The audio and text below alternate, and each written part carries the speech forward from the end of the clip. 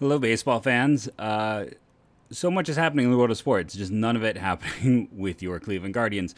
We do have a minor league free agent to talk about. We are going to look at how they could upgrade this team. We looked at the free agent market yesterday and saw there's really only one name standing. So we're going to get into the trade market. We're going to get about the newest minor edition and so much more on today's episode of Locked On Guardians.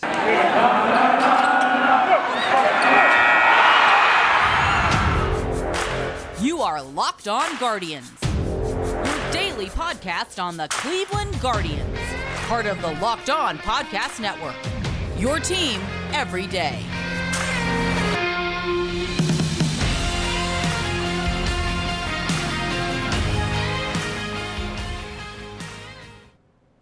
I want to thank you for joining me today. We are back to 5 days a week, so I want to thank everyone. We were 83rd this week on Apple iTunes Podcast for Baseball, so back in the top 100. Big thank you to all the Locked On Guardians listeners, and I want to remind you again to remember to subscribe, like, comment on YouTube, that helps, and download daily.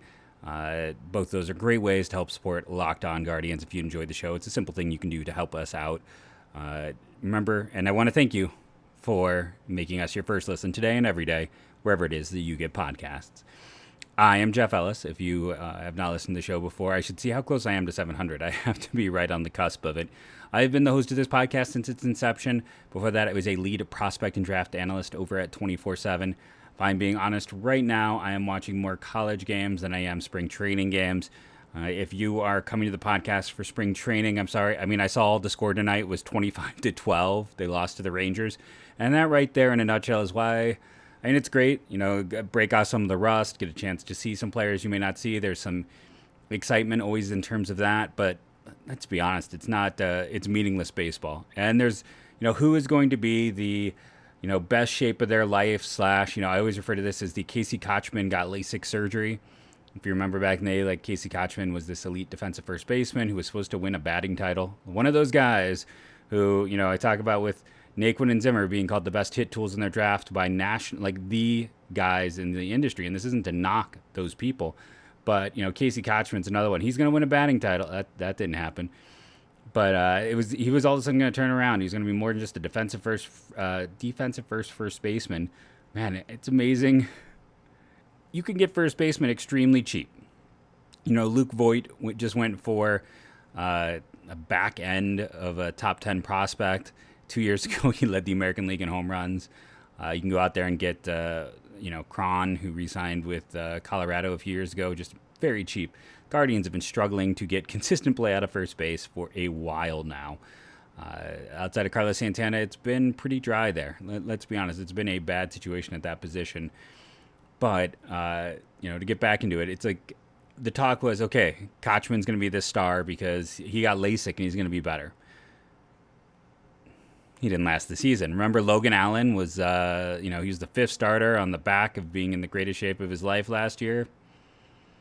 If they only have 6 relievers currently on their 40-man roster. If they have to roster someone, I'm betting Logan Allen is the first player off. I'm just going to call that now. Bobby Bradley, the best shape of his life. Doesn't matter how in shape you're in if you can't lay off balls outside. We get into these every year. I'm surprised, maybe just because I'm not spending as much time on Twitter in general, and I'm not getting as deep into this. But we could, if I had taken notes, we could literally do this for every single year as long as I've been following the team. There is always someone who is in the best shape of their life. Basically the only time this is true is when you hear about a change to swing mechanics. Back a few years ago when launch angle really became a thing. By now, most people who are changing their launch angle have changed it. It's not going to be something that, the revolution of that has already come and gone. So but that was about the only time it was actually true. Since then, it's a load of hooey. But yeah, that story hasn't emerged yet. It will emerge. But spring training baseball, it's interesting to see the young players. It's good that's the thing, it's shortened spring training, so you're going to be starters probably only throwing about 70 pitches in a start. They're not going to be fully stretched out yet, so that's probably the biggest value in spring training is just stretching out your starters. So we'll see what happens. There's so much talk about what Oscar Gonzalez, not so much talk. Let's put it this way. Again, I'm not online a ton on Twitter. I just don't see a ton of value in it for spring training discourse. Let's put it that way. There's value in it. Breaking news, it's where everything is. There's some great analysis and people I like to interact with on there. But when you get right down to it, like people can talk about Oscar Gonzalez and the sweet swing. Again, here's the thing. Oscar Gonzalez has proven me wrong at every step of the way. Oscar Gonzalez is a Twitter follower of mine. He has always had great physical tools and great power. Could he be an above average outfielder? I think so. I think that is a potential outcome. The problem is Oscar Gonzalez is either going to be like a 3.5 win player, or he's going to be a AAA guy. There's no in between with that profile. It's a hard profile for success, but I think it's one where, again, I'm not opposed to him going out there and playing or getting the opportunity. I don't think he gets that opportunity, though, because the 40-man is sitting there stacked with, like I said, they did the thing they hate to do. They put Carlos Vargas on the 60-day disabled list because they didn't have any easy choice to make. There was no easy cut. They don't have a player that they want to see what someone like Mercado and Zimmer. These are guys, Zimmer was a high first-round pick. Zimmer was a top 30 prospect in all of baseball. Oscar Mercado, they traded away 2 interesting prospects to get him, and he was a Rookie of the Year candidate in his first year. Now, if you go back to this podcast in his rookie season, I was like, hold up, people. And I warned you about it. I don't get everything right, but you can go back and find where I was like, I don't think you can bet on him because of just the natural streakiness and the overall profile. But when you see the physical tools of both of those players, that's who you want your new hitting coach to work with. They had a warm body at hitting coach for a decade. Not someone who's doing anything new, not someone who's gaining the advanced thought, not someone who was helping anyone develop very clearly. So with this changeover, you got this, new coach in, and then he couldn't do anything. It was perfect timing. So I think they want to see if he can help. Like I said, they're hoping that physical tools and approach and everything else can be, I keep thinking the word married. That's not the word I want, but brought together properly. I don't know if it can happen, but that's what they're hoping for, and that's what they'll see. But what stops Oscar Gonzalez, he's not on the 40-man. They don't have a spot for him. He has zero chance in my mind, or in my opinion, to come to camp with this team. Because, again, they have 6 relievers on their 40-man. I'm kind of surprised Shaw hasn't been invited in yet. I feel like it's just a matter of time. Blake Parker as well. I expect both of them to be non-roster invitees. I'm kind of surprised we haven't seen a vet added yet. We'll talk about Mitchell Tolman in segment 2. But... and he's not a pitcher. Let's if anyone out there is like that's, I'm just talking about because he's the latest addition to camp. But I'm sure there'll be a vet who comes in, and there'll be 1 or 2 guys who make it. So they're going to have to cut 2 players from this roster. Probably I could see something like a designated for assignment for a Mercado where maybe he nets you, someone like Dominic Casetta Stubbs when Bowers went away. All right, that's kind of what you're looking for. That guy who has some upside, maybe could make it to the big leagues. Odds are against him, but they're also a long way away from you having to worry about 40-man manipulation. So when you're looking at this team, they're going to have to add 2 relievers before they add an outfielder. And ahead of him on that 40-man, pecking order for outfield, Straw has center field locked up. You got Zimmer and Mercado, who we talked about. We don't have to get into that debate. If Naylor comes back healthy, I'm kind of surprised he hasn't been. Is he ready to go? He's a guy I can almost see, 60-man DLing at some point. If they really need to open a spot. And I can also see just because of his situation, I know he's hitting. I know he's playing. I mean, you can't really 60-man DL him right now. But he just doesn't feel like a guy who is going to be ready to go. I mean, I could be wrong, but it was such a gruesome injury. I mean, there were people, like myself included, who had concerns if he'd ever play again. We'll see what he can do. But, it just adds to those players that are ahead of Gonzalez in the pecking order. We haven't even talked about Palacios and Kwan. It's a crowded grouping. It makes it hard for someone like... And then he talked at Ahmed Rosario. We'll talk about that more in segment 3, a possible player you could match up / platoon with him. But if he's going to spend more time in outfield, it's even less, opportunities for someone like Ogon.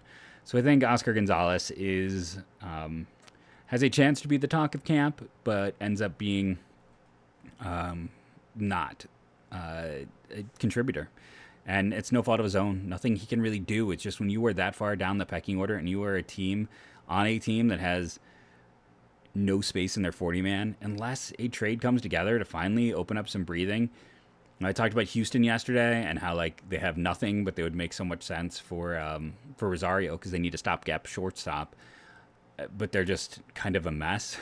There's not a whole lot of anything in system. Like, I talked about, it's like you could trade Ahmad Rosario to his trade value was the equivalent of Gleyber Torres or the equivalent of like Luke Voigt plus Joey Gallo. Like he has a relatively high trade value as a shortstop who can be average-ish offensively and below average-ish defensively in 2 years of team control. So there's value there. And the problem is like the Astros, it's like, okay, you can get a competitive balance pick and I don't know. And they're not really looking to trade away a guy and not get someone who can help them. And when, that Houston team, though, is sadly the ideal one because their 40-man is weak right now. Like they have the spots to go out and to absorb a few players because they don't have much there. That's why like that trade for Yanner Diaz, I'm sure they'll add him to the 40-man. He would have to be added. They don't really need to, I didn't even look to see if they added him, but I bet they did because their 40-man is very weak. So this is just my way of saying this 40-man is an absolute disaster show, and the Guardians have to figure out something because let's say Gonzalez does look like your best outfield option. He probably still doesn't break camp with the team because they'll say, well, we want to continue to work on some of his skills, his defense, maybe being a little more selective at the plate. But what they're really saying is we don't have a spot. We got to figure this out, and we still haven't figured this out. And I know they've been in on Olsen, they've been in Winker. They keep telling us they're finishing, they're in on these guys. Well, until they actually pull the trigger, and we'll talk about that more in segment 3 as well. Like who is left on Oakland, you can go out and get. There are still players that could help the Guardians, undoubtedly looking at that team. And there's other teams as well who could have some players that could help the Guardians. And we'll get into all of that in our later segments of the show. We're going to take a first commercial break here, come back, and talk about the newest addition to camp and continuing to kind of talk about the roster in general. It's that time of year again. As college basketball's tourney is finally upon us. Akron. Such a fun game. From all the latest odds, contests, and player props, BetOnline.net is the number one source for all of your sports betting needs and info. BetOnline remains the best spot for all of your sports scores, podcasts, and news this season. It's not just basketball. BetOnline is your continued source for all sports wagering information needs, including live betting and your favorite Vegas casino games. Head to the website today or use your mobile device to learn more about the trends in action. BetOnline, where the game starts. So now that we've fully depressed everyone, and I thank you again for making Locked On Guardians your first listen today and every day. I do want to remind you to hit up the social media. Hit me up at Jeff MLB Draft. Now that we're 5 days a week, it's a little bit harder to do content. Let's just be honest. Until the season begins, then it's a little bit easier to a degree. It's always about when the games finish. But the mailbag and all that stuff. And sometimes, I talk about Alton, who hit me up with a great question that we did like a whole week of like why prospects fail. And I thought that was fantastic. And, again, thank you to him for that idea. And, I have a lot of fun. Nathan, I've talked about many times on the show here. He sent me some good ideas. Andy is always out there helping me correct things. Aaron, who I tease about Virginia. I haven't heard from Zoll in a while. He used to hit me up on the Facebook. I hope he is doing, see, I had so long, I'm like, I think that's not his name. It was his Z-name, and I apologize. But it's been like over a year, dude. If you're still listening, let me know. But yeah, no, it's you guys help drive the show, guys and gals. So always, continue to do that and help Locked On Guardians grow. And we're up to 40 followers plus, so that'd be great. We have, I'll take my hat off if you're watching on the YouTubes. We finally have officially 100 ratings, a 4.6 rating. Thank you for being so kind. We have 100 ratings over here on the podcast. I think I already thanked Ryan Cleveland 1. He's pretty much listened to all 667 episodes. So W, thank you. Double thank you. This will actually be episode 675. So we'll hit 700 in April. We're that close. But yeah, we have crossed 100. So thank you, Locked On Guardians team. And we broke the top 100 baseball podcast this past week. And now we're going to be back doing 5 days a week. So we should crush that easy. especially because baseball podcasts are going away. I don't know if everyone saw like The Ringer is getting rid of baseball content, and like I know how awful that feels. Having been that dude when 24/7 got rid of baseball, like I've never been fired from a journalism job. When I say like former writer at Scout and 24/7, Scout went bankrupt and CBS bought it, and then CBS got rid of our archive, which was like a kick in the pants. So that's like when we lost a lot of our sites. There was still like the Tigers and the Indians, and I think like the Marlins, because they kept reskinning my articles, which is totally like a legal thing. Don't, if that guy's out there, I'm like, no, they were supposed to like reskin and help promote that way. Anything on site, they could put on their site, and I would also get credit for that, as would they. It was a great thing. But we were all kind of hanging on because we all had a little. And the funny thing, like if you go back, like literally before Scout went under, like waiting for next year came to Scout for a bit. It was interesting. I could do a whole like 6-part series on what went wrong there. There were some things that were very ahead of the time and some things they were not. But it was honestly, in terms of writing, that was the best place I ever wrote. They promoted their writers and they were very kind all around the board. So I have nothing but good things to say, even with the craziness. 24/7 just had no interest in baseball. And like I said, they washed away our archive from the start. And then they just cut baseball altogether. Even though like there was a debate to keep me because of how much I do with college baseball, and like thank you to the University of Illinois site, like Jeremy Warner and Austin Buckland, and that group is always very kind and always had me on during draft season. And God, the Georgia guy, I'm blanking on. I wasn't on his show last year, but I was on it every year before then.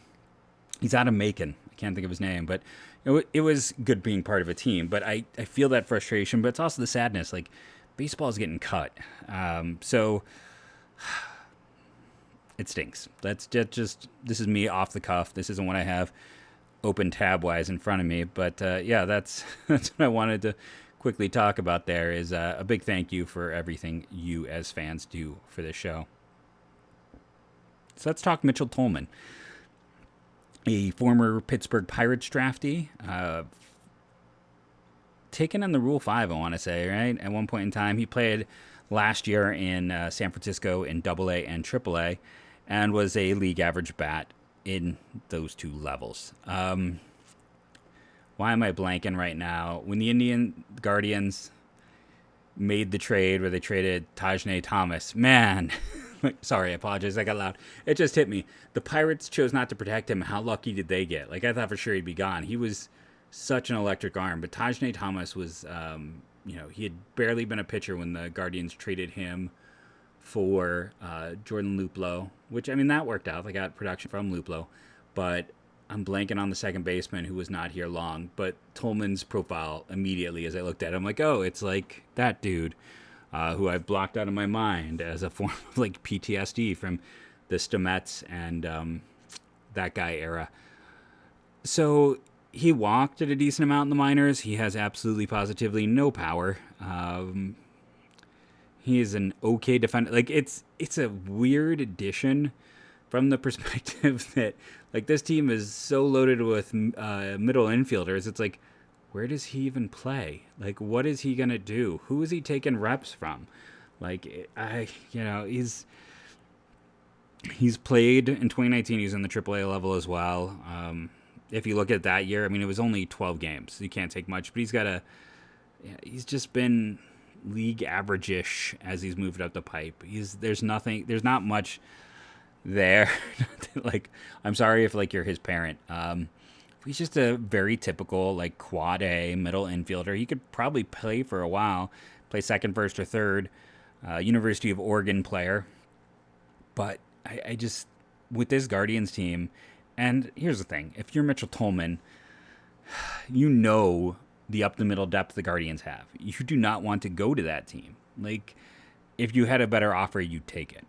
So I feel like this is just kind of where he is. A career, he did get to the big leagues very briefly. Let's see, where is that? It's saying that he got to the big leagues for 34 games, and now I'm just trying to spot that in here. I don't see that. Is this like a glitch in the Baseball Reference data?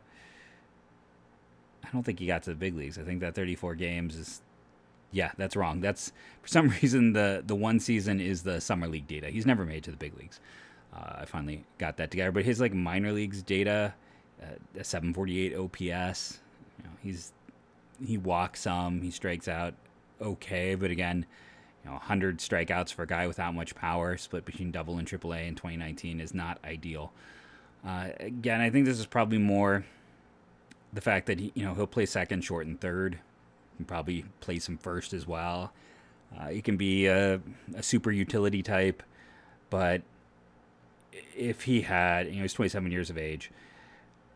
I don't know if the big leagues are going to happen for him at any point, and if he had a better offer, I don't think you come to Cleveland because your agent's going to be like, you're buried there.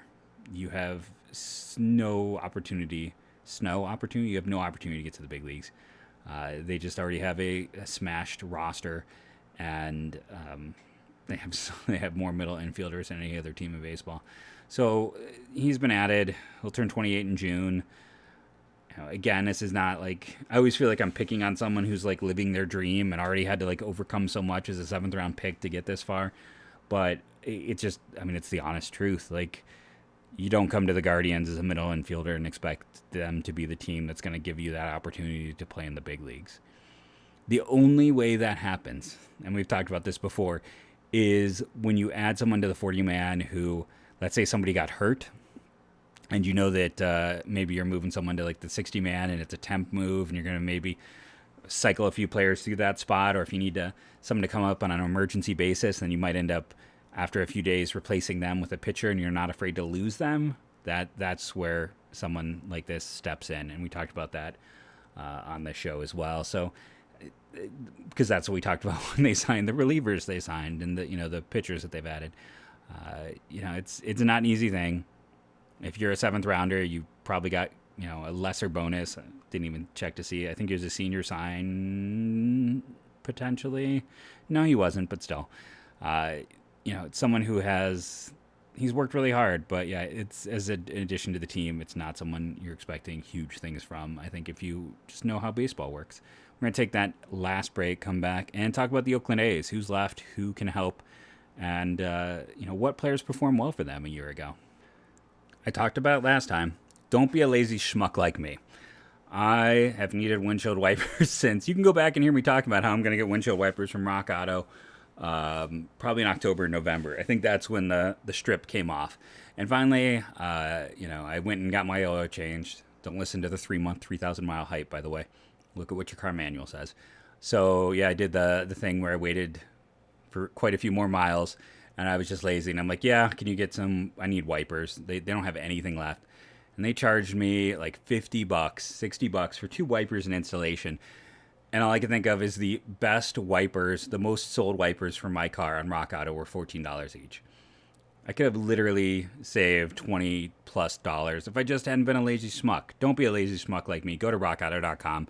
Make sure to use the promo code no promo code. Make sure to, in the little box, let them know how we did that we sent you there. Go to, in the little box, type Locked On MLB. How'd you find out about us? You want to type some form of Locked On to let them know their advertising money is well spent. Again, it's going to save you money. I learned my lesson. Don't be lazy. Don't just be like, I'll take care of it when I get my oil change. Go look for yourself. Go save yourself money. I spent the time to go look up the item to do an ad read, and then I just didn't follow through. And it was incredibly dumb, and now I am poorer because of it. Don't be dumb like me. Go to rockauto.com and get those parts your car needs. So Oakland's got a flea market, a garage sale, a rummage sale, whatever you want to call it. It is very clear that if it's not nailed down, Oakland is up for discussing trading said player. So when you're going and looking at that Oakland team, it's like, what is left in place? Who is still playing for them? Who is producing for them in 2021? I know they finished 86 and 76. It's hard to believe 2 years ago they were a playoff team. They had to overcome a lot, and they still had a lot of talent. You think about like a rotation with Bassett, Montes, and Minea. And instead, they're doing what the Guardians refuse to do, right? They are just going to completely shred it and start over.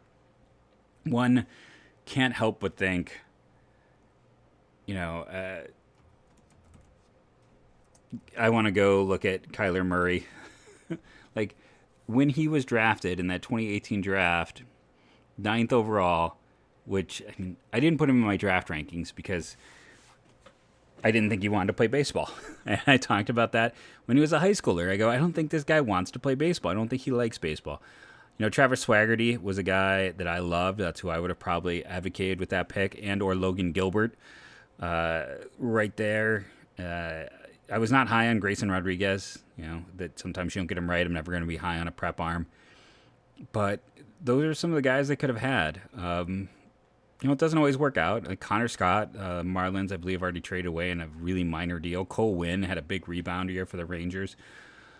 Who did the Guardians take that year? That was Bo Naylor, if you were curious. I mean, just, Nico Horner has played a bunch of games in the big leagues. Shane McClanahan with Tampa, Jackson Kowar, Daniel Lynch, Brady Singer, Chris Bubik.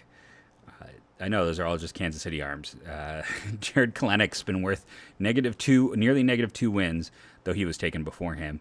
So there's, a lot of players have made it. It was just, that was a $4.6 million. It was a big bonus. That's bad situation by the Athletics. I was just like, could they have, I think they would still been in a full teardown, even if they had added someone like Logan Gilbert to help make that rotation even more of a strength. But I couldn't help but think about that in the moment.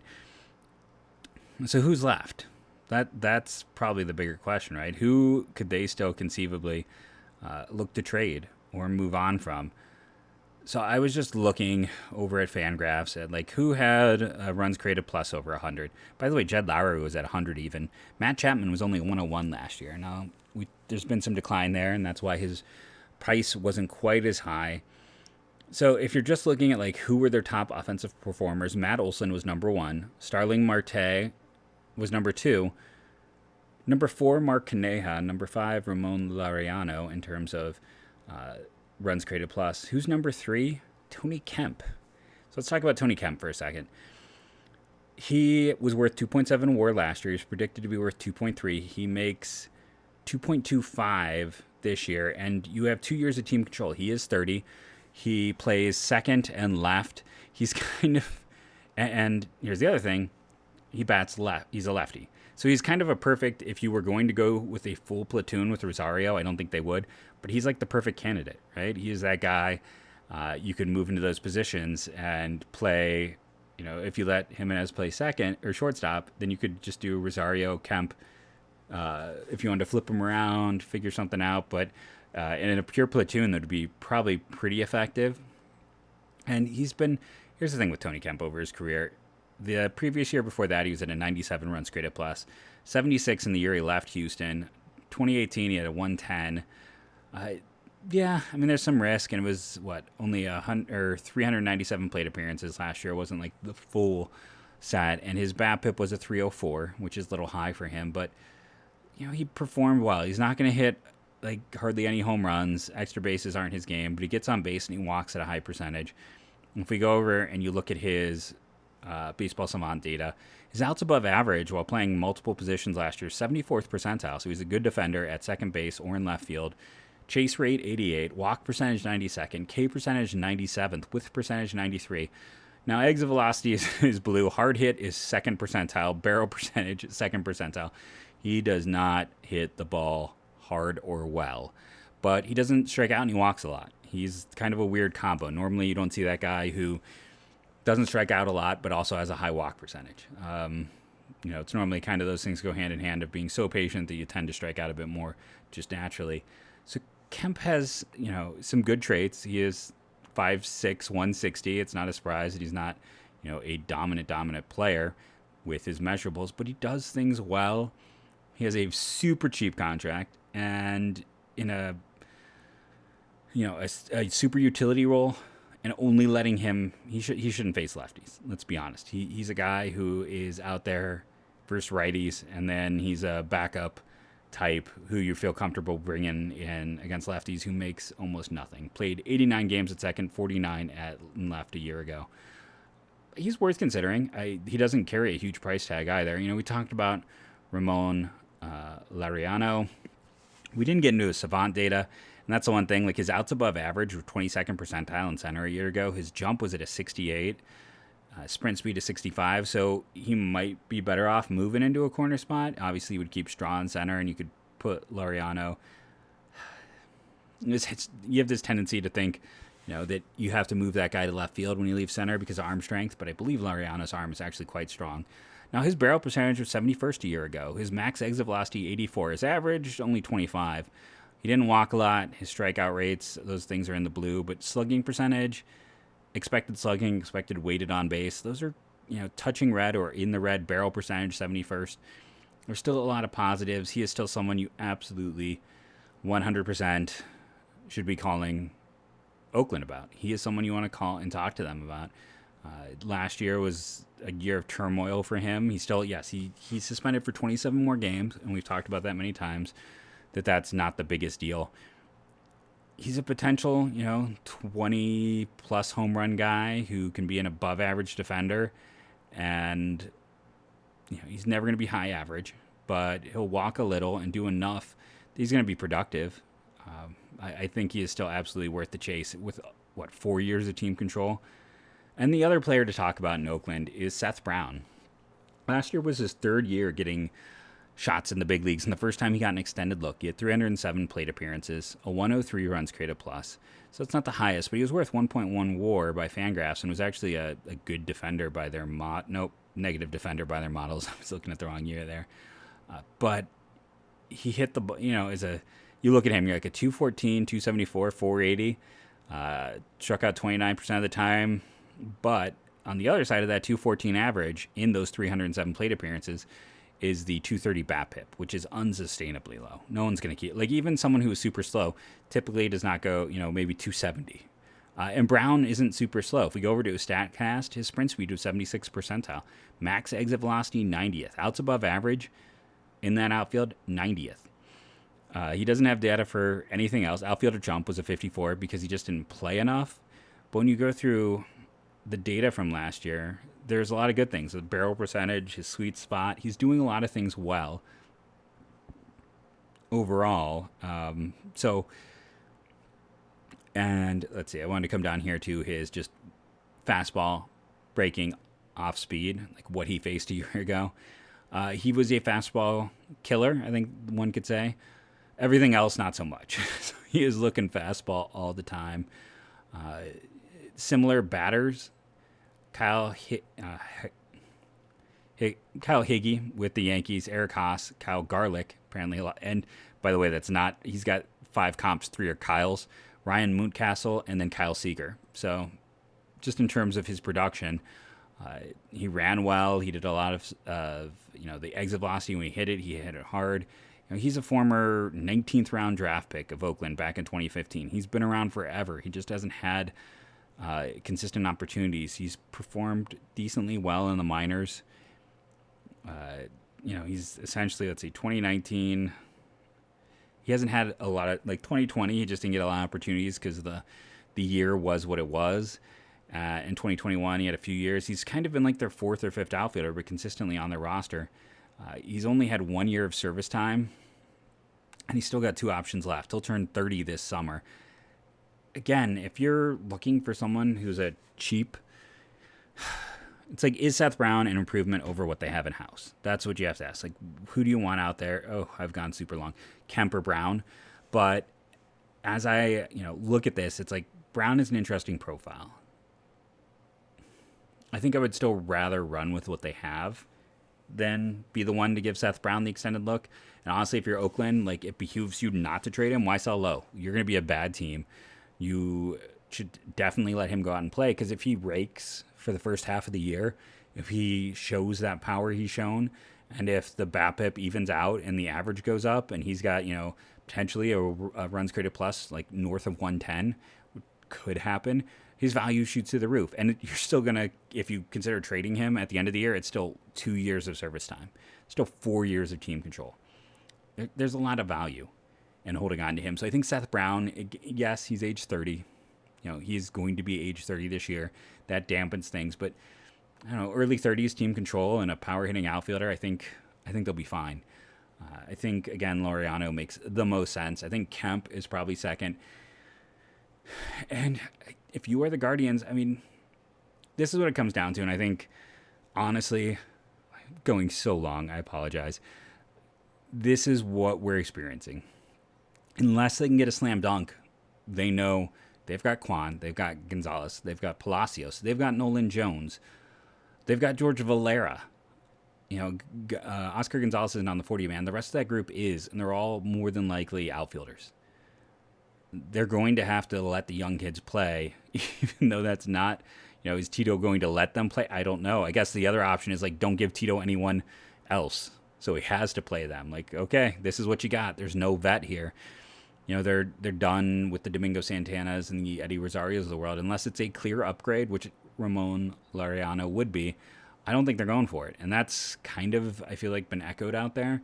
So I don't think we're going to see, unless, which, again, I think Tommy Pham is a clear upgrade. That's the free agent player to chase. If you can trade for Laureano, I think that's an upgrade. Austin Hayes, one can make a case, So I see why maybe that's not the case. Can you get a Brian Reynolds or a Cedric Mullins? I still don't know. I honestly don't. Could Seattle trade Kyle Lewis? I still think that is an upgrade. And I think that is someone you could inquire about. But the only players that we know 100% would be upgrades right now, based on what the Guardians have and those players' past production, feels like Tommy Pham and Ramon Laureano in terms of players who could be available. I think otherwise, you may not like it. I don't. I'll be honest. This outfield is setting up to be Steve Kwan, Miles Straw, and then a poo-poo platter in the other spot. Zimmer Mercado platoon of some kind until someone like Palacios or Jones makes it so they can't be ignored. I think their plan is to really... Jones, this is his second year on the 40-man. He's got to spend half the year out. They have to see if he can hit Major League pitching. They have to see if he is closer to Russell Branyan or closer to Scott Morgan. They have to figure out what he is. Can he do it enough? He's another guy where it's feast or famine. I see him either being worth, much like Gonzalez, he's going to be worth 3.5, or he's going to be a quad A. He's going to be Laporta. So they have to see this year. And that's the thing. Jones, they have to see. They have to see with Palacios. They have to see with Kwan. That's why I think if they don't get a clear upgrade, unfortunately. But at the same time, counter argument, we're already at 37 minutes. Sorry. I didn't think I had anything to talk about today. The counter argument is they could still go out and spend and make this team better in the long run, even if you don't have anything now. Anyone out there you feel is a clear upgrade. There was talks that they were at least in on Trevor Story. Conforto would be a clear upgrade. I'd be surprised if they chased him. Go out, give an extension. Even if it's okay, we can't get Jose signed. We know what he wants, and it's not going to work out. And even if it's things have gone nowhere, Shane Bieber, which we know. Approach Fanmil Reyes, who's a DH, who had a late start in the big leagues and mashes the ball. Go out and get the Franmil extension done. That's the one you can do. At least go and spend some money to reinvest in this team now. Go do something like that. Just don't sit there and look like, penny pinchers, because it's a bad look. And we talked about last week, the Cavs are young and exciting. The Browns are controversial, but interesting. The Guardians are a third place, a distant third right now, and they need to do something because the toxic relationship is the toxicity between the fan base and that team is incredibly high. And I know that the owner perspective would be yeah, we can go out and give Jose an extension. And you know what? It won't affect who comes to the game and who doesn't. It won't affect who watches the game. We have great television sponsorship, or great, they get great ratings on TV, but no one comes. And their TV contract isn't great anyways. So, there's that, but that's their own fault. But at the same time, if you have any hope of getting, at the same time, it's an ownership group on its way out. So why do they care? It's not an ideal situation. And we're approaching 40 minutes very quickly. Once I put in my ads, that will be. So I want to thank you all who listened to this extra long episode of Locked On Guardians as I talked my way through roster sadness. Tomorrow is our Wednesday wrap-up. I will be talking about college baseball almost exclusively. So tune in for that. And then hit me up on the Twitter at JeffMLBDraft to give me questions. I want to get that mailbag back up and running. And as I end every show now, go Guardians, go.